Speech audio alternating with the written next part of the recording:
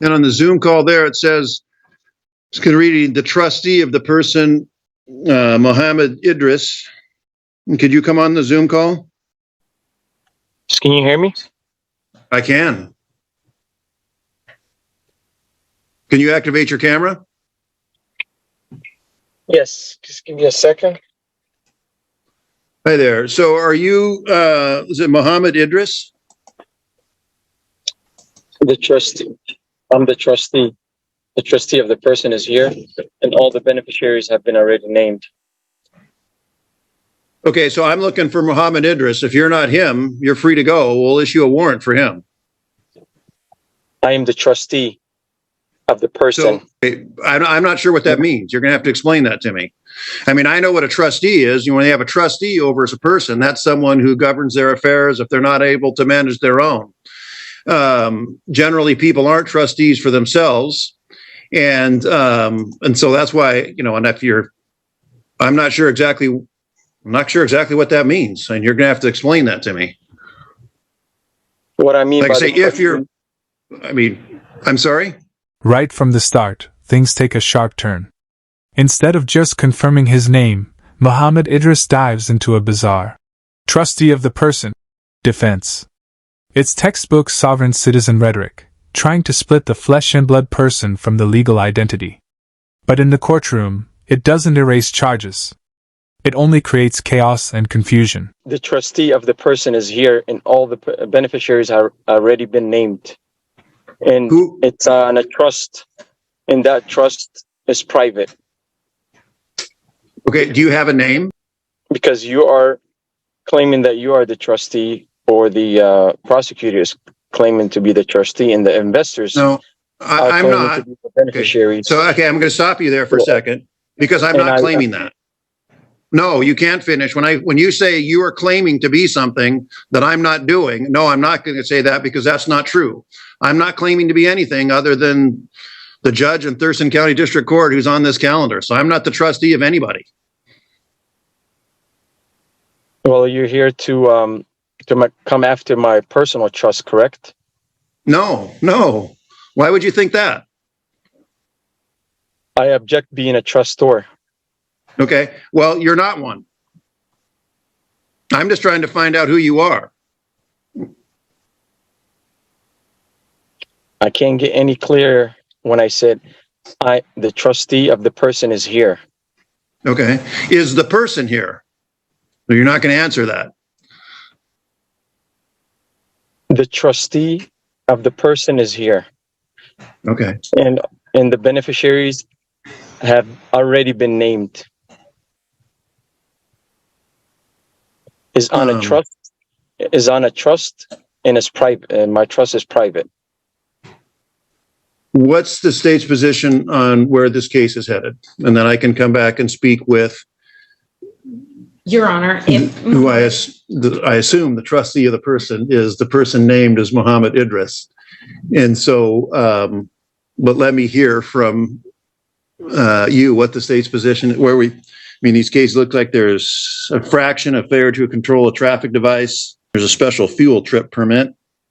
And then there's a failure to comply charge. Yes. So what's the state's position on where we're going from here? If Mohammed Idris is not present, the state would ask for a warrant. Mohammed Idris I'm going to consider him present based on his verbiage. I know he's operating under a lot of false premises, but that's kind of on him. So, right. But I mean, what is the state where we're at here? State wants to go to trial on this case. We'll set it for trial, and then the state would ask the court to set dates. Okay. Speedy trial. The state also would like to clarify whether Mohammed Idris is intending to go pro se or if he will have counsel at trial. He looks like he was okay. So I'm going to speak here for just a minute, and I'm going to kind of tell you where we are with this, and then we'll go from there. So, you said a lot of things already that just simply are not correct. And here's where you're at right now. All right. And so you've been charged. There's 3 things at issue here. There's 2 statutes that are alleged to have been violated: violation of a special fuel trip permit, violation of vehicle operator refusing to comply with an officer. And those are both, I think, simple misdemeanors, which carry with them maximum penalties of 90 days in jail and $1,000. If not guilty, have been entered. And then these cases, they're both criminal cases. And what happens is they either resolve through some sort of plea or some sort of agreement, or they proceed. Notice the patience from the bench. The judge lays it out plain: traffic violations, failure to comply, and the very real threat of jail time. But Idris doesn't hear any of it. He's locked in a fantasy, convinced that calling himself a trustee magically shields him from the law. The gap between the judge's reality and Idris's fiction couldn't be wider. And now, if he goes to it, since they are criminal cases, it's headed to a jury trial, you're entitled to be represented by an attorney. Look like a previous judge had already ruled that, or found that you were going to, are you going to represent as the person, as the trustee of the person of Muhammad Idris, going to be present to contest the criminal charges against the named Muhammad Idris? Are you going to do that yourself, or do you want to have an attorney appointed to represent? I can screen you for court-appointed counsel, or you can hire an attorney to represent yourself. Do I have a standing to speak? Yes. Okay, I object to what the prosecutor has said. Okay. And I'm standing on, You're standing on what? The trustee of the person is here, and the beneficiaries have already been named. Okay. It's not a trust and it's private. Okay. And I object to the prosecutor saying that representing myself, I object to that. I object to being the trustor here to give out gifts, reducing the public law or the public debt.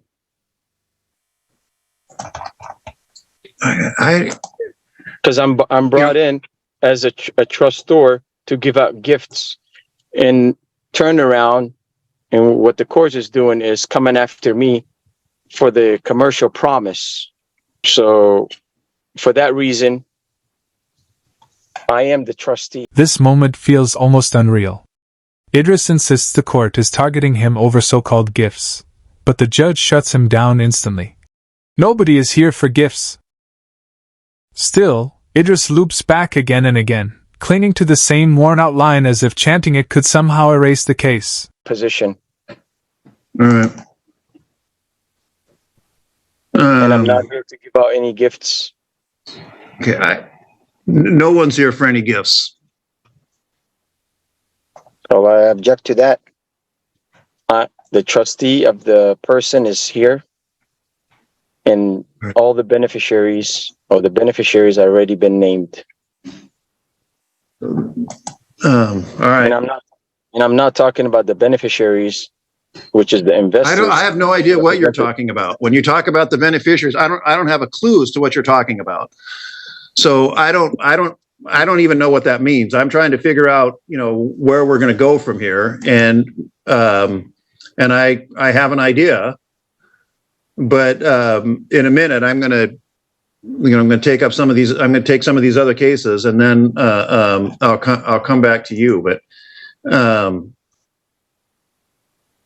the only witness on the case, correct?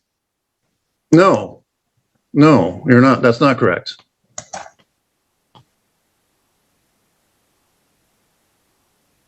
No. Give me just a second here. Mr. Newcomb, you can mute up there, Mr. Idris, and then I'll come back to you here in just a minute. And you can go off camera, but don't leave the Zoom call just yet, because this is going to take some time. I'm going to take care of some of these other cases first. Mr. Newcomb, is your case ready? I don't hear him. And then Ms. Lazarek. Your Honor, we'll be doing a change of plea today, but I'm just waiting for my client to log on. All right.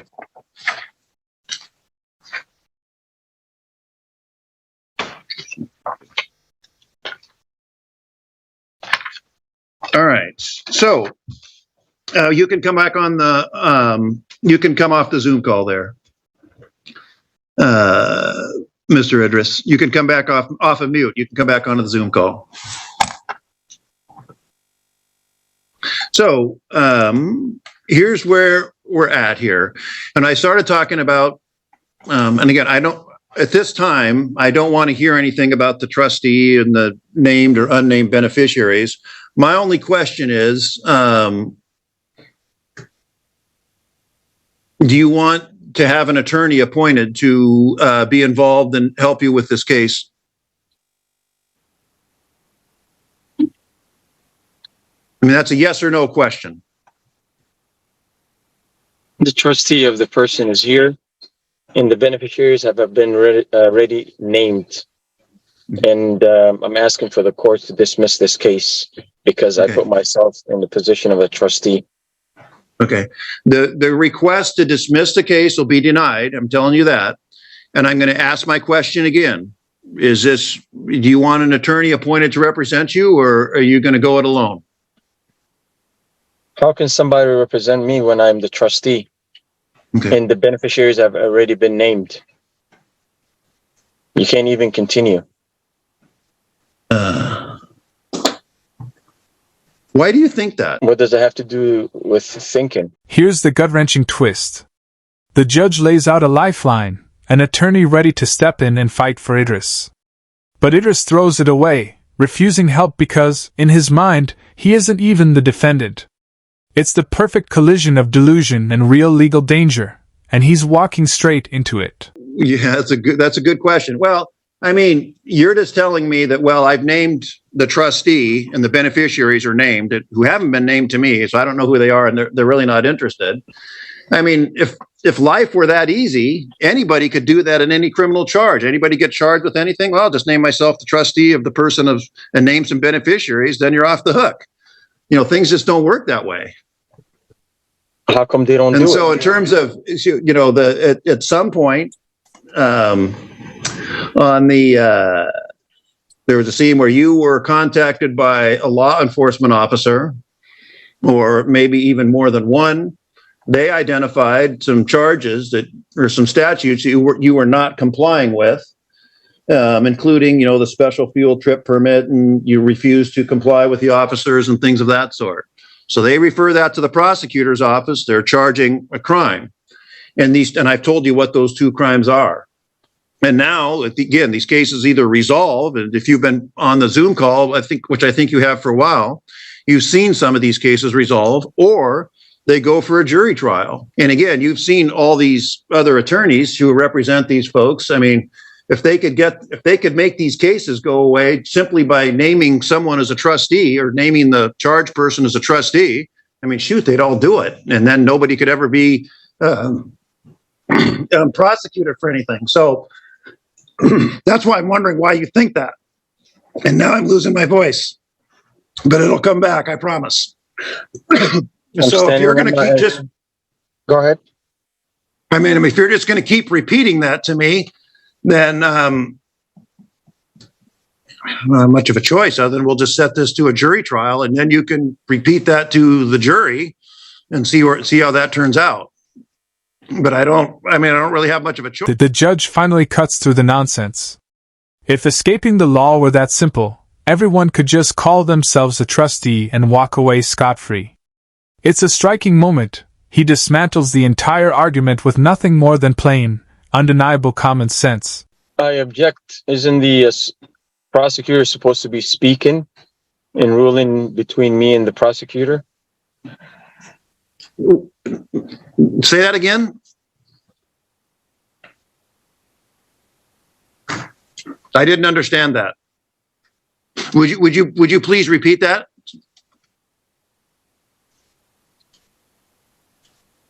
How come the prosecutor is not saying anything? Why is the prosecutor silent? Well, because part of my job is trying to identify who's here, and then the prosecutor did say that they want to figure out whether you're either representing yourself or you want an attorney. And so that started the conversation between me and you as to whether or not you want an attorney or not. And frankly, I still haven't gotten an answer. When I ask you that question, you just go back to restating yourself as the trustee of the person of Mohammed Idris, and then the beneficiaries have been named. So I want to get through that hurdle. And then, I have some responsibility to do some things here before we really hear from the prosecutor. Prosecutor will, I suppose, if this case goes to jury trial, they'll do that. They can negotiate with you some sort of resolution to the problem if you wish to do that. I can set this over for a period of time to give you an opportunity to do that. But and again, you still haven't even admitted that you're the person who was pulled over by the police officers on that day. So, I mean, we kind of have to get through some of these preliminary hurdles before we can get to that. The trustee of the person is here, and the beneficiaries have already been named. You have said. The beneficiaries have already been named. All right. Do you understand that the prosecutor is an attorney who's passed the bar, practiced law in the state of Washington, appears here fairly regularly, and knows the rules of evidence and criminal procedure, and quite familiar with them, given that that's what their job is? I object to being the trustor. Okay. Do you understand what a prosecutor's job is? I object to being the trustor. Here, the judge patiently lays out the prosecutor's real role, but Idris won't stop objecting. It's a stark reminder that the legal system only works when everyone agrees to play by the same rules. And when one person refuses to even recognize the game, the entire process comes to a standstill.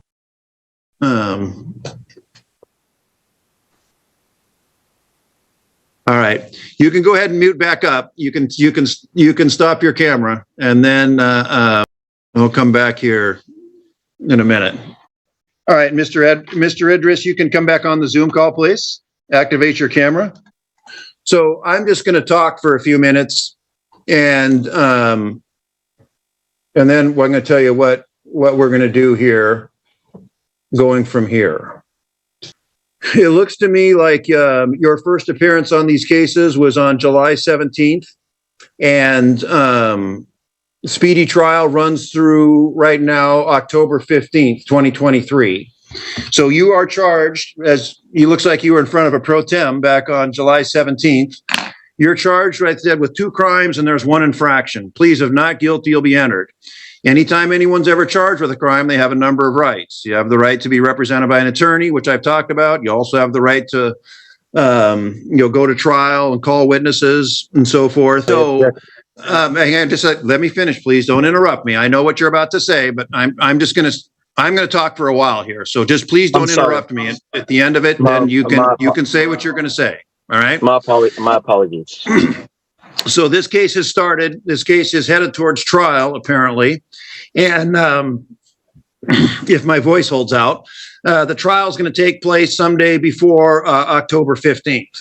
You have the right to an attorney, as I said. You also have the right to represent yourself. If you choose to represent yourself, I just want to advise you that you would be at a serious disadvantage. As a prosecutor, as I tried to explain earlier, is a trained attorney, been through law school, been practicing law for a while, well-trained, well-versed in the rules of evidence, well-trained, well-versed in the rules of criminal procedure, been through jury trials before, they know how to conduct them.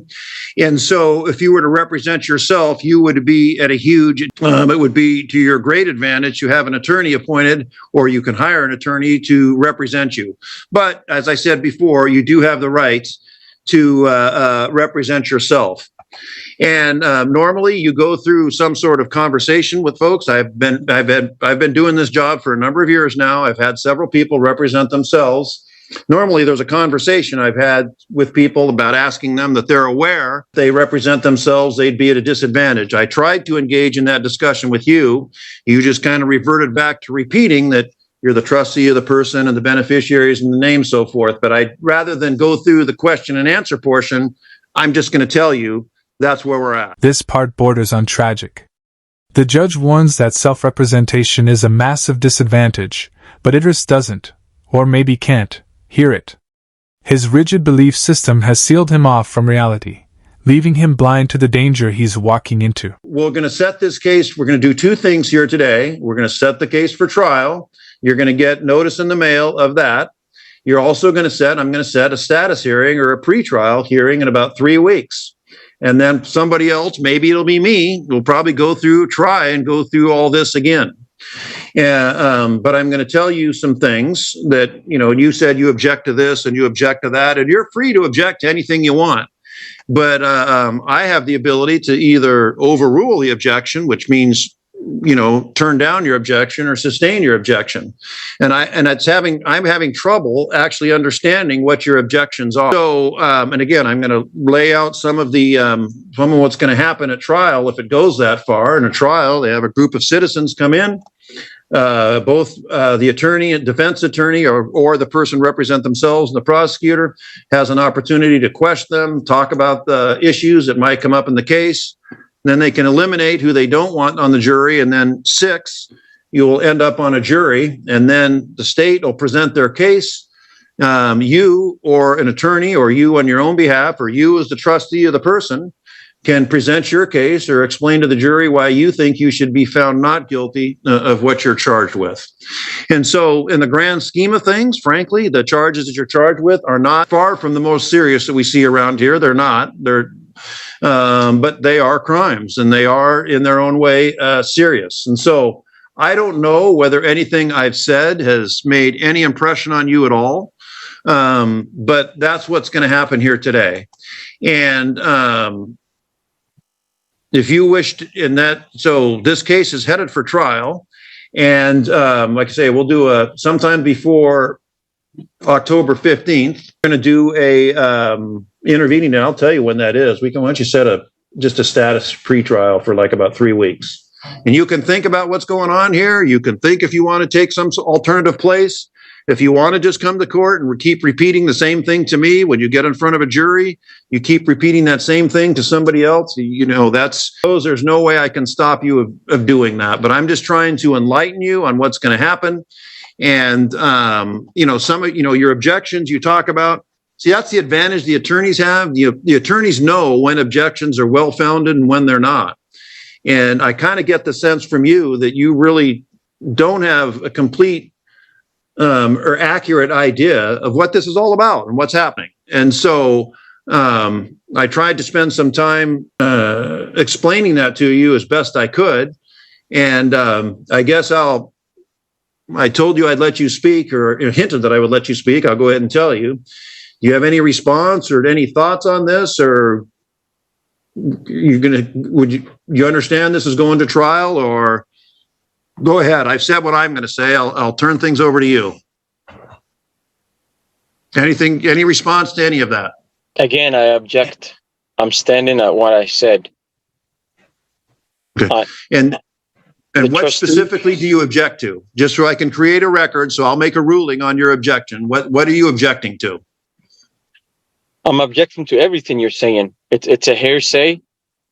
It's an assumption, a presumption. It's a tacit agreement. It has nothing to do with the facts. That's why the trustee. It has it has everything to do with the trust law.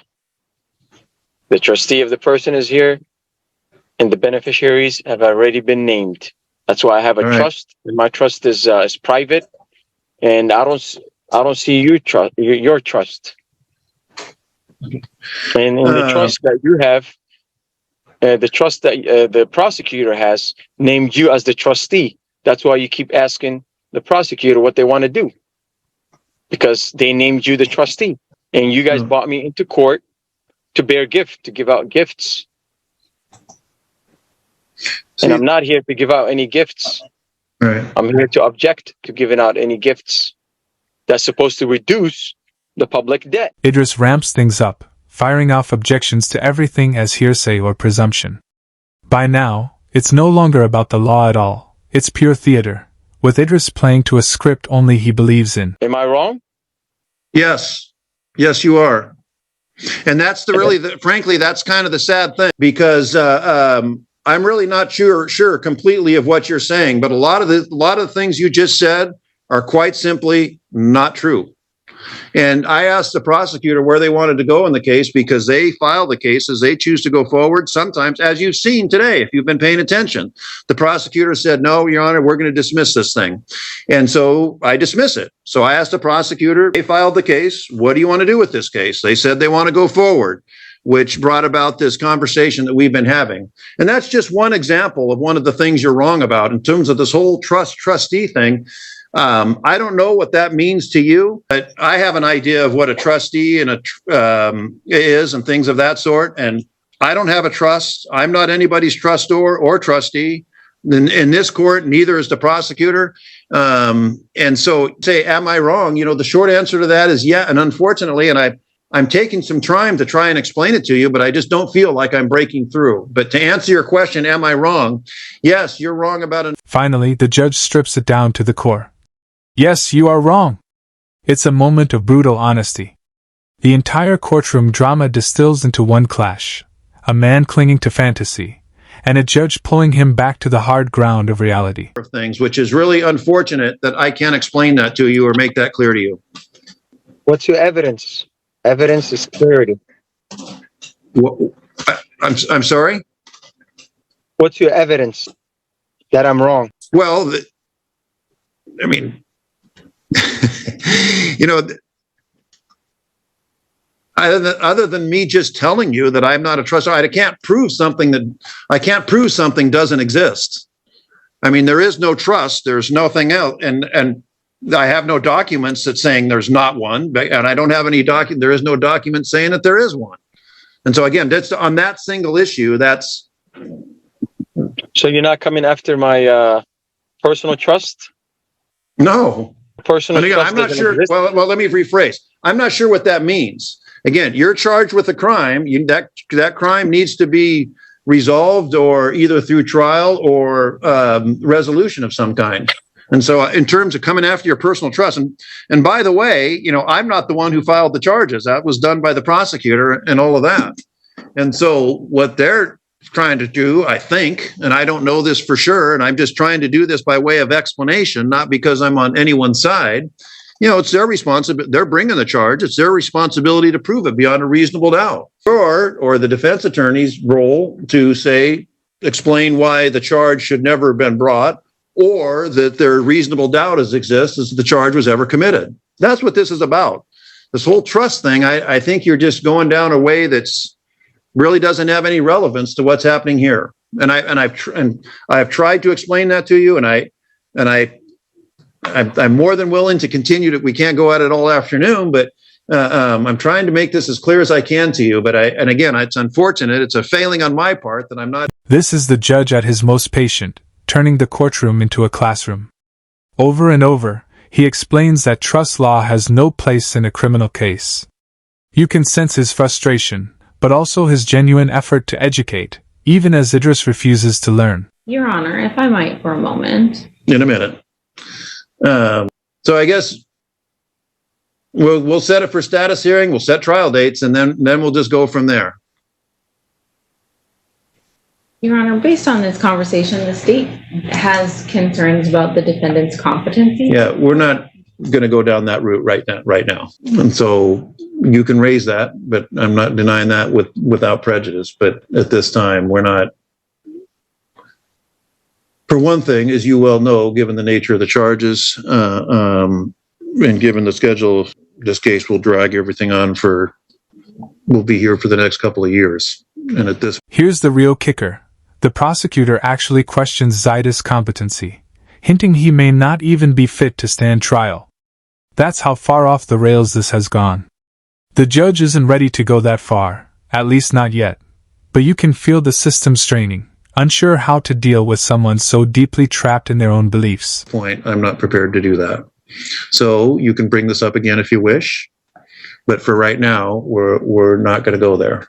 And do you understand what the state just said to me and what I turned them down for?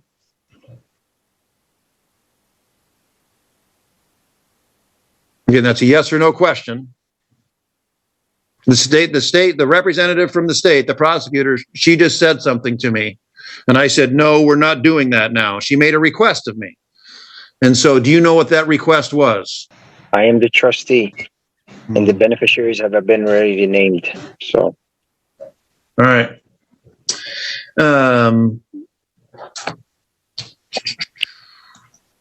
Did he been sent discovery? No, Your Honor, Okay. because Yeah, I understand why. I understand why. All right, so what's 3 weeks? What's 3 weeks from today? When's the trial date? September 13th. We're going to reset this to September 13th. Put it at the end of the calendar. Or Okay. what time? 2:30. At 2:30. That'll be your next court date. And just like that, the judge sets a new date and brings the hearing to a close. But here's the reality. Months from now, this man will still be on trial, still staring down the same charges. And unless he finally lets go of his fantasy, his so-called trustee defense won't save him. It'll only drive him deeper into the hole he's already digging.